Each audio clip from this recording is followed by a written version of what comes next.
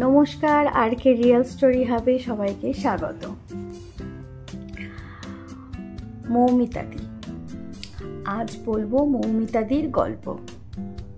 মৌমিতাদি আমার একজন চেনা পরিচিত। সে আমার থেকে বয়সে অনেকটাই বড়, কিন্তু সে এতটাই স্মার্ট আর সুন্দরী যে প্রথম থেকে তাকে দিদি বলেই ডাকি। তার একটি মেয়ে এবং একটি ছেলে। তার মেয়েটি নার্সিং ট্রেনিং দিচ্ছে আমাদের ব্যাঙ্গালোরেই। তার এখন বোধহয় 3rd ইয়ার চলছে।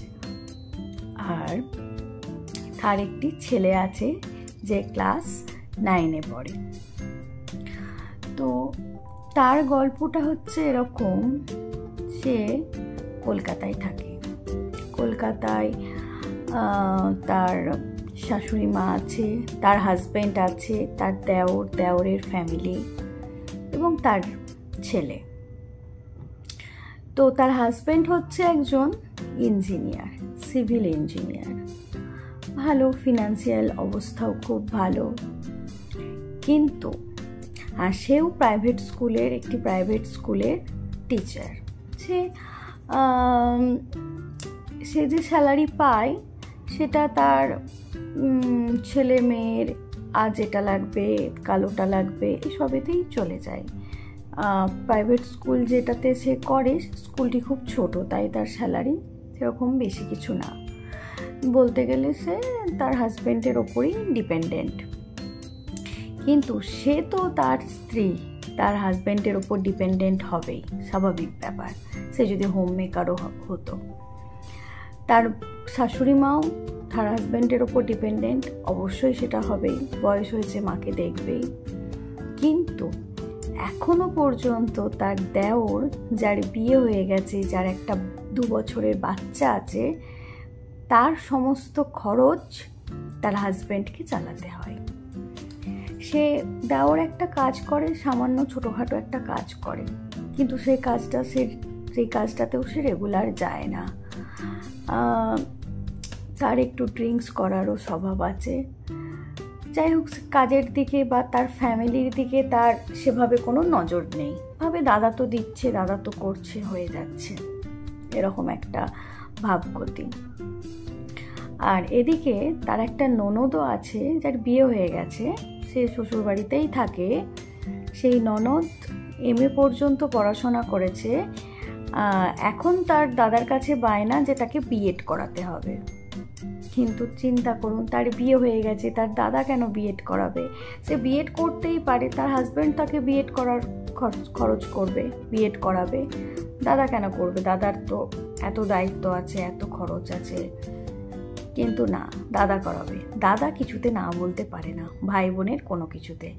দাদাকে যদি মৌমিতাদি কিছু বলে, তার স্ত্রী যদি কিছু বলে, তো একটা কথাই বলে যে, দেখো, আমি যখন চাকরি পেয়েছিলাম সদ্য, তখনই আমার বাবা মারা গেছে। তখন আমার ভাই বোনরা খুব ছোট ছিল, তখন থেকে ওদের দায়িত্ব আমি নিয়েছি। তো ওরা আমার ছেলে মেয়ের মতো, তো ওদের দায়িত্ব আমাকে একভাবেই নিতে হবে, দায়িত্ব আমি ছাড়তে পারবো না। তো চিন্তা করুন সেই মৌমিতার কি অবস্থা।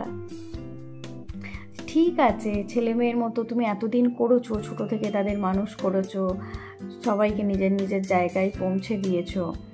এবার তারা নিজেরা নিজেদের মতো করে নিক। এখনও কেন দেওরের ওপর, মানে ভাসুরের ওপর নির্ভরশীল হবে? ভাইয়ের বউ বা দেওর কেন দাদার ওপর নির্ভরশীল হবে? বোন কেন দাদার ওপর নির্ভরশীল হবে?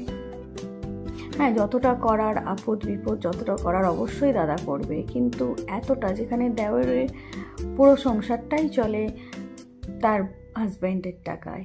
বোন যে আলাদা B.Ed করবে বলছে, সেই B.Ed-এর খরচ সমস্ত নাকি দাদাকে দিতে হবে, তার বর দেবে না। এগুলো খুব মামার বাড়ির আবদার টাইপের হয়ে যায় না?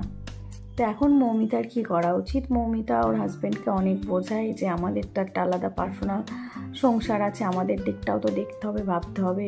মেয়ের ভবিষ্যৎ আছে, ছেলের ভবিষ্যৎ আছে। তারপর ওরা যে জায়গায় থাকে, যে বাড়িতে থাকে, প্রত্যেকের কিন্তু ভাগে একটা করে ঘর। শাশুড়িমা একটা ঘরে থাকে, ওরা অত বড় ছেলেকে নিয়ে একটা ঘরে থাকে। দেওররা একটা ঘরে থাকে। তো প্রথম থেকেই ওর হাজব্যান্ড এত খরচ করে এসছে যে একটা জায়গা কিনে আলাদা বাড়ি করবে বা একটা ফ্ল্যাট কিনবে, সেটাও হয়ে ওঠেনি এত বছরে। চাকরি অনেক দিন থেকেই করছে, কিন্তু এই ভাইয়ের সংসার, বোন, এই সমস্ত কিছু সব কিছু নিয়ে, নিজেদের খরচ সব কিছু নিয়ে একটা বাড়ি বা ফ্ল্যাটও আজ পর্যন্ত হয়ে ওঠেনি। মৌমিতার খুব ইচ্ছা ছিল যে টাকা পয়সা জমিয়ে তারা একটা ফ্ল্যাট বা একটা জায়গা কিনে বাড়ি করবে। সবারই ইচ্ছা থাকে, কারণ এখানে একটা করে ঘর। কিন্তু এই হচ্ছে পরিস্থিতি, সে ভাইয়ের ফ্যামিলি চালাই পুরো, প্লাস বোনেরও এখনও সব আবদার মেটায়। তো মৌমিতা আর কি এই নিয়ে মৌমিতা দি খুব দুঃখ করছিল যে কি করা উচিত এই মতাবস্থায়। হাজব্যান্ডকে কিছুতেই বুঝিয়ে পারা যায় না। তো এরকম কঠিন পরিস্থিতি অনেক ফ্যামিলিতেই আছে।